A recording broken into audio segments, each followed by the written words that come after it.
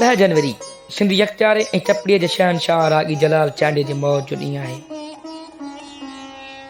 अॼु खां 23 साल अॻु सिंध जो हीअ अज़ीम रागी पंहिंजे अनेक यादुनि छॾे हज़ारे गीत छॾे हमेशह हमेशह लाइ असां खां विछड़ी वियो हुयो। जलाल चांडियो 10 अगस्त 1944 ईस्वीअ ते फुल भरिसां वाक़िअ हिकु नंढे ॻोठ ख़बर खान ॾाहिरीअ में हिकु पोरियत हाजी फैज़ मोहम्मद चांडीअ जे घर में जनमु वरितो। जलाल अञा नंढो हो त संदसि माउ ख़ासि हमेशह हमेशह लाइ विछड़ी वई ऐं पोइ हू पंहिंजे पीउ ऐं पंहिंजे वॾे भाउ कमाल ऐं भाॼाईअ जे हथ हेठि निपटणु लॻो। जलाल अञा 5 सालनि जो मस्तु हो त संदसि पीउ खेसि गुरबत सबबि स्कूल बदिरां ॿकरियूं चाढ़ण जे कमु सौंपियो। जलाल 12 सालनि जो थियो त संदसि पीउ खेसि दर्द को कमु सिखण लाइ न्यू जतोई भरिसां हिकु ॻोठ में मोकिलियो। उते अचानक खेसि कंहिं नारीअ सां नींहं लॻी वियो। इश्क जी आतश खेसि ॻाइण लाइ मजबूर करे छॾियो। जलाल जी आवाज़ में फितरतन दर्द त हो ई, पर वेतर जो नींहं लॻसि त संदसि आवाज़ अञा बि भरपूर बणिजी पियो। वालिद साहब खे जॾहिं ॻाइण जी ख़बर पियसि त हूअ मथसि सख़्तु कावड़ियो, पर इश्क जी आतश जलाल खे किथे थे तरसणु ॾिनो। जलाल हाणे दोस्तनि ऐं कचहरियुनि में ॻाइणु लॻो हुयो।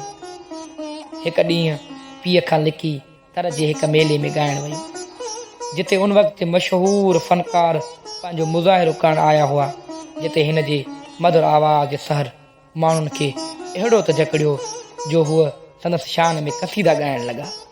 उहा ॻाल्हि जॾहिं संदसि पीउ जे कन ते पई त हूअ बेहदि ख़ुशि थियो। पोइ खेसि मुबारक ॾींदे ॻाइण जी इजाज़त ॾेई छॾियाई। हाणे जलाल बिल्कुलु आज़ादु हुयो। हाणे जलाल खे को बि ख़ौफ़ न हो। हाणे जलाल पंहिंजी कलामत जो भरपूर मुज़ाहिरो करण लाइ तमामु आजो हुयो। पोइ दुनिया ॾिठो त जलाल केतिरो मशहूरु थियो। हुन असुल झर जंग में बाह ॿारे ॾिनी। हुन जी आवाज़ केतिरनि दिलनि ते राज कयो। हुन शुरूआती सिख्या उस्ताद अली गुल महर खां वरिती। पहिरियां उस्ताद सां गॾिजी ॻाईंदो हो, मगर बाद में जॾहिं उस्ताद बि हिन दुनिया खां हलियो वियो त हुन पंहिंजी संगत तयारु कई। जलाल पंहिंजी संगत सां गॾिजी अञा बि भरपूर ॻायो ऐं तमामु घणो मशहूरु थियो।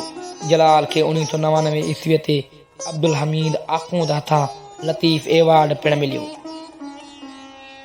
सिंधी यकचारे ऐं चपड़ीअ जो हीउ अज़ीम रागी 2001 ईस्वीअ ते गुर्दनि जी बीमारीअ सबबि सिविल अस्पताल कराचीअ में हमेशह हमेशह लाइ लाॾाणो करे वियो।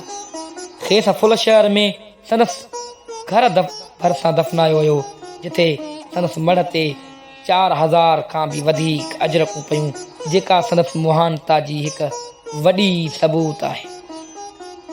हा वाक़ई जेका संदसि मुहानता जी हिकु वॾी निशानी आहे, संदसि अज़मत जो हिकु वॾो सबूत आहे।